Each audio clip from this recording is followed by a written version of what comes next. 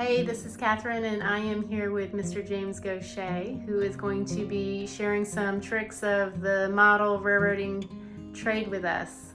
So tell us what you're doing.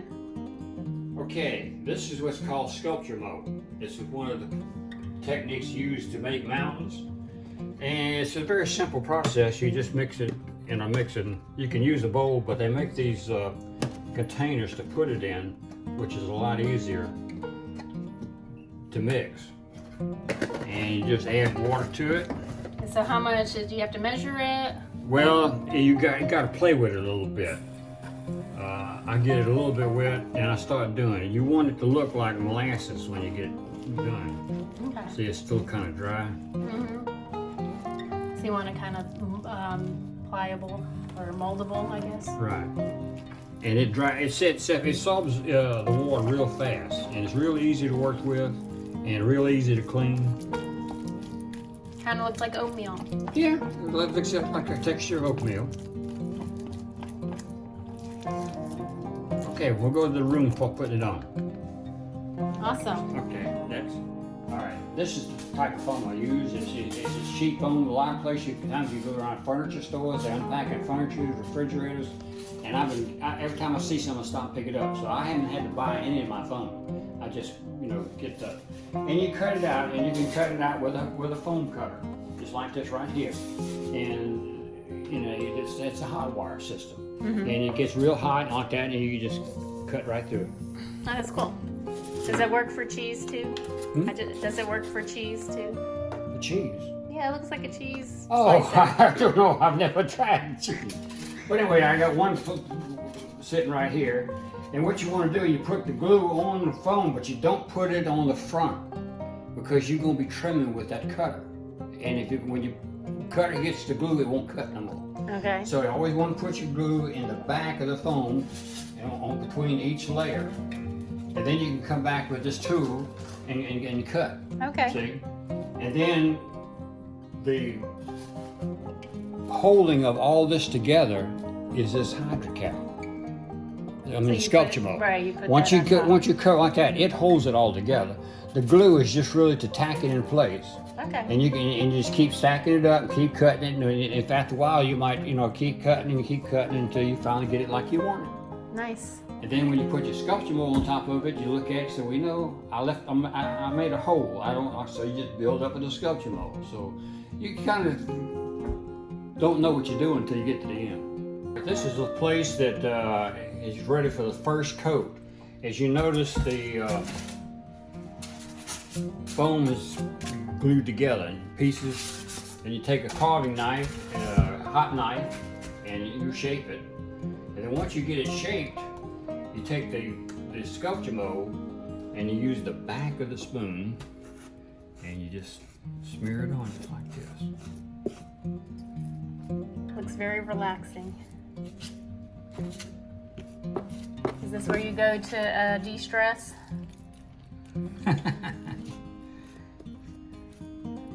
This is the trick.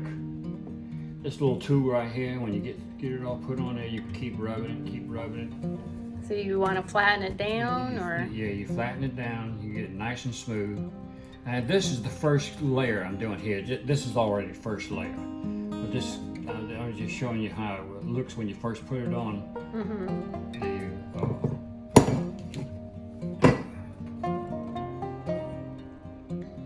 Now this don't have to be very smooth or whatever, because like I say, it's the first layer. Okay. Now, I'm gonna go right here. I always used to cover up the tracks. The tracks would be put down first. Now, I'm gonna do a second coat on the little spot here. That's why I add a little bit more water to it. Okay, and how many layers do you normally Two. do? Just two? How long do you let it dry for? It takes about 15 minutes where you can touch it and you can't move it, and then you can just keep working it. So you can put the second layer on 15 minutes after the first? No. You gotta wait another day. Okay. Because it is very wet, and you don't want to. And why do you need to put on 2 layers? Well, the thing is, when you do the first layer, you really then get to see what it looks like. And you say, well, you know, I should have done this. Does this need to be bigger, or you need to fill a hole in? And when you get ready to do all that, you know, it gives you a chance to cover up your mistakes. It's kind of hard to do something like it's like putting on paint. You don't, it's better to put more than one coat. Gotcha. You see, when you just, it's sticking to the thing, but it's not really getting smooth. It's going to be getting smooth in a minute. As it dries, does it get smooth? No, when I use that tool. The little putty knife. Yeah, it's a rubber thing. It's not stiff. The rubber spatula. Yeah. Mm-hmm. It looks just like a spatula, right?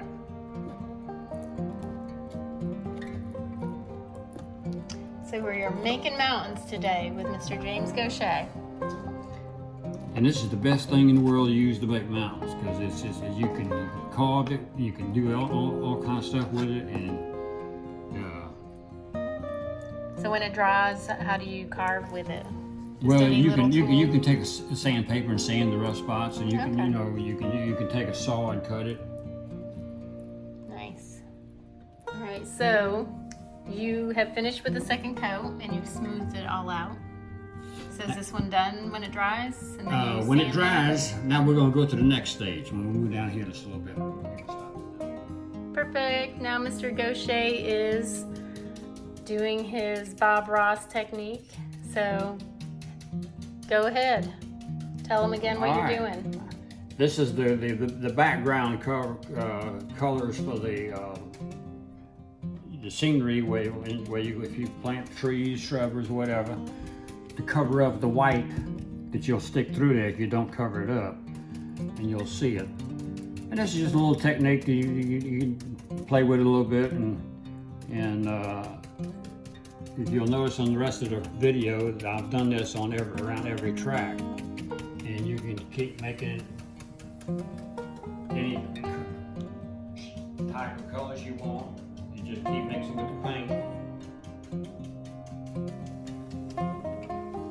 And have fun. And have fun, that's right.